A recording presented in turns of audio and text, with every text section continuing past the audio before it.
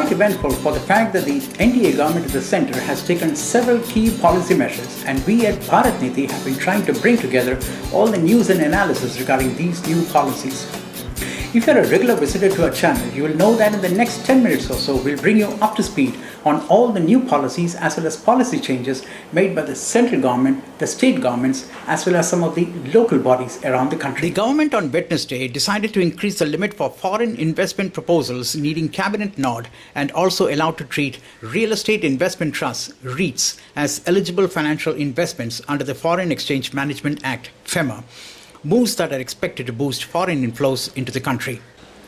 The move to increase the limit for investment proposals needing clearance from Cabinet Committee on Economic Affairs from 2,000 crore rupees to 3,000 crore rupees is expected to reduce the time frame for seeking approvals and speed up business.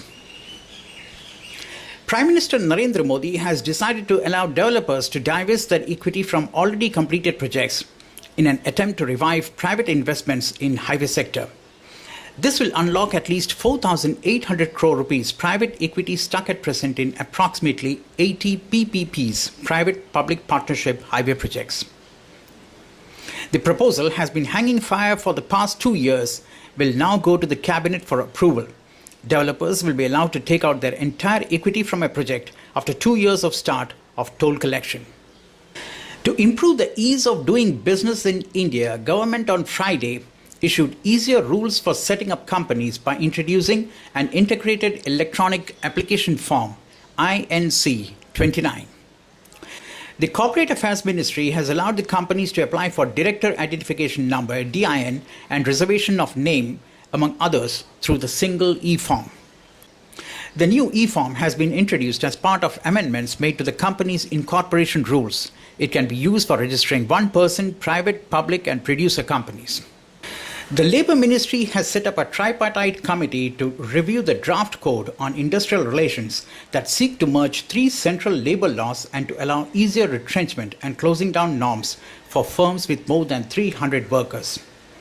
The decision follows a tripartite meeting by Labour Minister Bandaru Dattatreya on Wednesday to discuss the proposed code that would amalgamate the Trade Unions Act 1926 and Industrial Employment Standing Orders Act 1946 and the Industrial Disputes Act 1947. The union and state governments on Thursday finalized the framework for Goods and Services Tax on Interstate Commerce, IGST, aimed at removing all irritants that businesses face at present in paying taxes using the credits they have earned on taxes paid previously on raw materials and services. The framework would be formalized as a central IGST Act. The EMPART Committee of State Finance Ministers, which met here, have accepted the report on IGST prepared by central and state officials and discussed the finer points of the proposed central enactment on central GST, CGST, as well as the model state GST, SGST law that states would adopt. In a bid to boost road connectivity in the Northeast, Union Minister for Road Transport and Highways Nitin Gadkari on Friday said road development projects worth 15,000 crore rupees would be awarded across the states in the current financial year. Gadkari, who is on a 4-day tour of the northeastern states till May 2, said that the government has also decided to fund construction of state highways in the northeast to accelerate development of road infrastructure. The Congress government in Karnataka on Thursday deferred for the third time a decision to acquire 260 acres of land for a project worth 12,912 crore rupees to provide drinking water for the parched southern districts. The decision on the Yatnahol project was deferred due to the confusion over which land acquisition norms need to be followed currently. The BJP-led NDA government at the centre has brought in amendments to a 2013 land law introduced by the then UPA government. With unseasonal rains and hailstorms resulting in crop damage across vast parts of the country, the Finance Ministry is likely to seek an additional 15,000 crore rupees in the current fiscal to meet requirements of the farmers under the interest subvention scheme for short-term crop loans. The issue was also raised by the Standing Committee on Finance in a report tabled at the Parliament last week, which noted that budgetary allocations to the scheme in the past few years has been lower than the actual requirement, leading to a backlog of settlement and release of claims by banks. After garnering over 2 lakh crore for auction of 29 coal blocks, the Coal Ministry is likely to approach the Union Cabinet for auctioning 20 small mines which are located in isolated areas and together have 50 to 60 million tons annually extractable reserves. The move comes as power, steel and cement companies are awaiting an announcement from the Coal Ministry on commencement of the third tranche of auctions of ready-to-operate blocks. These 20 blocks are separate from the list of mines already finalized for the impending rounds of auctions. The ministry is planning to propose that the state mining corporations should be allotted these mines through the government dispensation route, while private companies would have to win them through competitive bids for the captive use. A new common market is being formed. It has a bigger economy than the whole of sub-Saharan Africa, more states than the European Union has members, and twice the population of North America. It's called India. For more than 6 decades since independence, India's 29 states have operated almost as separate countries. They set their own taxes, charged import duties on goods from neighboring states, and had their own politics, culture, and even languages. Prime Minister Narendra Modi is trying to change that, using his popularity among voters to replace more than a dozen levies with a single goods and services tax by next April, leaning on state governments to amend labyrinthine labor and land laws and revamping the Soviet-style Planning Commission.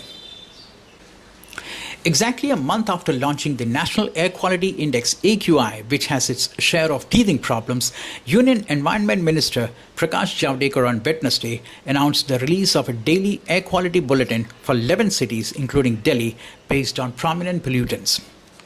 He also said that the centre would launch its Fresh Air as Birthright awareness campaign for 20 cities across the country in June.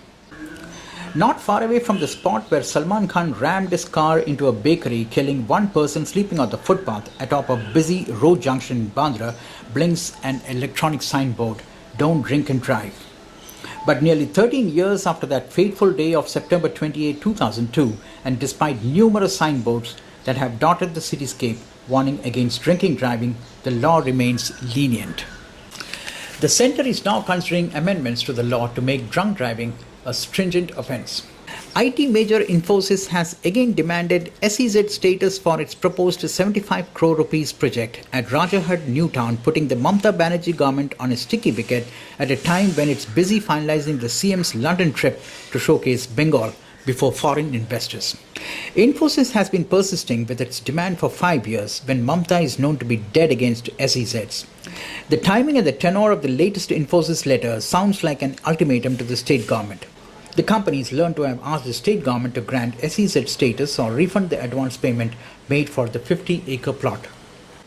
Infosys got the land in 2010, and the then left-front government had promised SEZ status to Infosys founder N.R. Narayan Murthy. The Maharashtra government plans to introduce an SEZ Prevention of Land Speculation Bill during the forthcoming monsoon session to free up more than 25,000 acres of land acquired for Special Economic Zones (SEZs) across the state. The Maharashtra State Housing Department has proposed issuing notices to developers to start industrial production in SEZs within 24 months, failing which the state government will free up the land and use it for affordable housing projects. The Gujarat government has proposed a joint venture with farmers under a new industrial policy. The new Gujarat model encourages farmer groups to give up their land to Gujarat Industrial Development Corporation (GIDC) to develop industrial parks under a JV with GIDC.